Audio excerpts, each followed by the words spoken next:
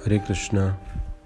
श्रीमद् भगवद गीता यथारूप अध्याय 2 श्लोक संख्या 22।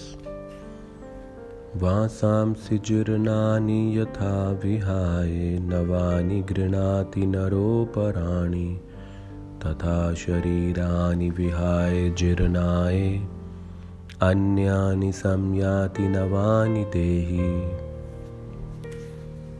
जिस प्रकार मनुष्य पुराने वस्त्रों को त्याग कर नए वस्त्र धारण करता है, उसी प्रकार आत्मा पुराने तथा व्यर्थ के शरीरों को त्याग कर नवीन भौतिक शरीर धारण करता है। तो मानिए कि अर्जुन भगवान कृष्ण से कह रहे हैं कि मैंने ये स्वीकार किया आत्मा का नाश नहीं होता और ये भौतिक शरीर नष्ट हो जाता है, लेकिन इस भौतिक शरीर के माध्यम से ही आत्मा इस संसार में भौतिक सुख पाती है। तो अगर मैं भीष्म और द्रोण और उनके जैसे सम्माननीय अपने संबंधियों का वध करूंगा इस युद्ध में, तो मैं उनसे उनकी खुशी का साधन छीनने का कारण बन जाऊंगा। तो भगवान कृष्ण इस प्रश्न के उत्तर में ये श्लोक कह रहे हैं, वासांसि जीर्णानि। जैसे वस्त्र पुराने हो जाते हैं, फट जाते हैं, तो हम उन वस्त्रों का क्या करते हैं? विहाय, त्याग देते हैं।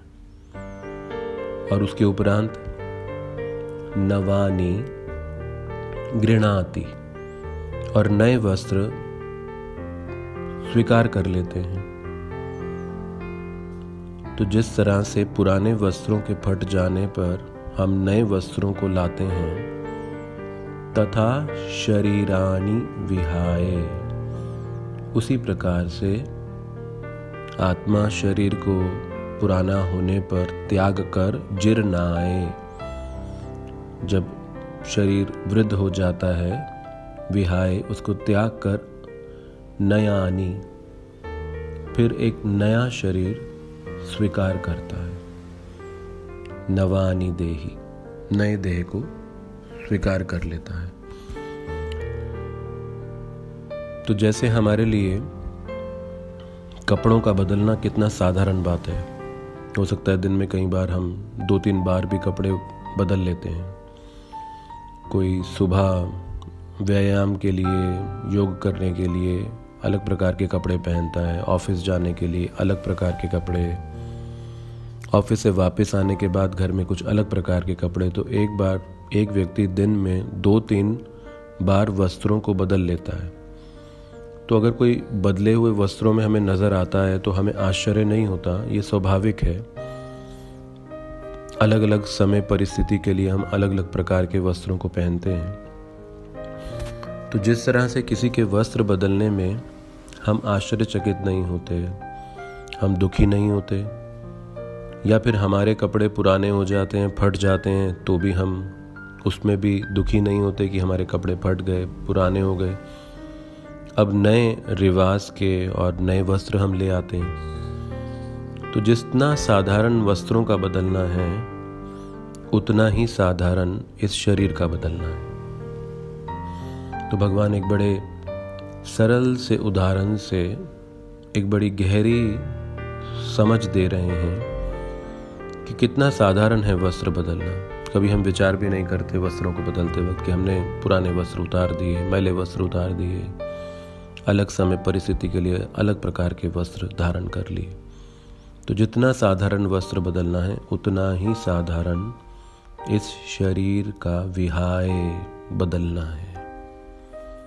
तो भगवान एक बड़ा सुंदर उदाहरण इस सिद्धांत को समझाने के लिए दे रहे हैं, हमारे स्तर पर उतरकर, क्योंकि हर व्यक्ति वस्त्र कुछ ना कुछ तो पहनता ही है। तो जब हर व्यक्ति वस्त्र पहनता है तो भगवान इस शरीर की तुलना इन वस्त्रों के साथ कर दिखा रहे हैं कि जैसे शरीर पर वस्त्र पहने जाते हैं, उसी प्रकार से आत्मा के ऊपर ये भौतिक शरीर एक वस्त्र की भांति है।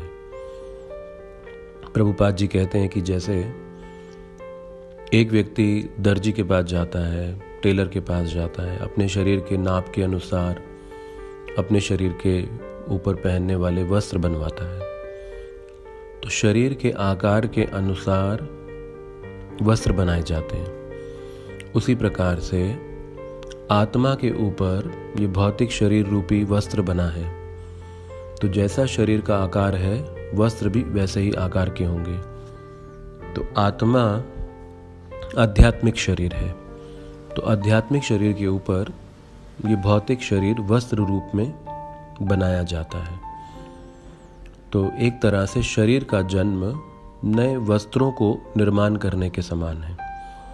लेकिन शरीर तो कोई निर्माण नहीं कर सकता। वस्त्र निर्माण करने की क्षमता कईयों के पास है, लेकिन शरीर कोई निर्माण हर कोई नहीं कर सकता। उसी प्रकार से जब एक बच्चे का जन्म होता है तो एक नए शरीर का जन्म हुआ। माता पिता ने मिलकर एक नए शरीर का निर्माण किया, लेकिन उसमें जो जीवन शक्ति जिसे आत्मा कहा गया है, वो तो माता पिता ने नहीं दी, वो तो भगवान का अंश है। तो इस तरह से गीता में भगवान कृष्ण कहेंगे, अहम बीज प्रद पिता, मैं बीज देने वाला पिता हूँ 84 लाख योनियों के अंदर। तो ना ही हम इस शरीर को जीवन के अंत में त्यागते हैं, बल्कि जीवन के रहते रहते भी ये शरीर को हम त्याग रहे हैं। जैसे एक छोटा बच्चा, उसके छोटे से पैर के आकार के अनुसार उसका जूता, उसका शू बनाया जाता है। अब जब वो बच्चा बड़ा हो जाता है, स्कूल जाने लग जाता है या कॉलेज जाने लग जाता है, अब उसके पैर का जो आकार है वो बड़ा हो जाता है और अब उसके बचपन का जूता उसको नहीं आता। तो इसका मतलब जो बचपन का शरीर था अब वो चला गया, अब एक नया शरीर आ गया। तो इस जीवन में रहते रहते भी हमारी आयु के बढ़ने के साथ साथ हमारे शरीर में बदलाव आते रहते हैं। तो जब हम बचपन का शरीर चला गया तो अब हम उसके लिए तो रोते नहीं कि मेरा बचपन का शरीर कहाँ गया कहाँ गया कहाँ गया। तो फिर जब शरीर में अंतिम परिवर्तन आता है, जो कि इस शरीर का त्याग है, तो फिर उसमें क्यों विलाप किया जाए। तो इस श्लोक के माध्यम से भगवान हम सबको इस शरीर और आत्मा के भेद को बड़े गहराई और बड़ी सरलता और बड़ी सुंदरता के साथ अंतर समझना समझा रहे हैं कि हमने ये शरीर वस्त्रों के समान पहना है। तो वस्त्र हमेशा नहीं रहते, उनकी एक अवधि रहती है। तो ये वस्त्र शरीर रूपी भी एक दिन जाएगा और हर एक का जाएगा। तो इसीलिए जब वस्त्र त्यागें तो अब नया वस्त्र कैसे आप पहनेंगे। तो जब आप का कपड़ा फट जाता है तो आप बाज़ार जाके नया वस्त्र खरीद के लाते हैं। और नया वस्त्र किस आधार पर खरीदते हैं, जितना आप दाम दे सकते हैं, जितना मूल्य दे सकते हैं, उसके आधार पर उतनी गुणवत्ता का नया वस्त्र मिलता है। तो उसी आधार पे हमारे कर्मों के दाम देने की क्षमता के आधार पे हमें अगला शरीर प्राप्त होगा। तो धनी शरीर, सुंदर शरीर, बुद्धिमान शरीर, यशस्वी शरीर, प्रतिभाशाली शरीर, या फिर पशु योनि, कीट पतंग योनि, वृक्ष योनि, वनस्पति योनि, किस 84 लाख ब्रांड्स के इन शरीरों में कौन से ब्रांड का शरीर हमारा अगला होगा, ये हमारे कर्मों के दाम देने के मूल्य पर निर्भर करेगा। तो इसलिए मानव जीवन में हम जिस प्रकार के कर्म कर रहे हैं, अगला जीवन हम उस प्रकार का प्राप्त करने जा रहे हैं। तो ये समझ हमें इस श्लोक से प्राप्त होती है। धन्यवाद। हरे कृष्णा।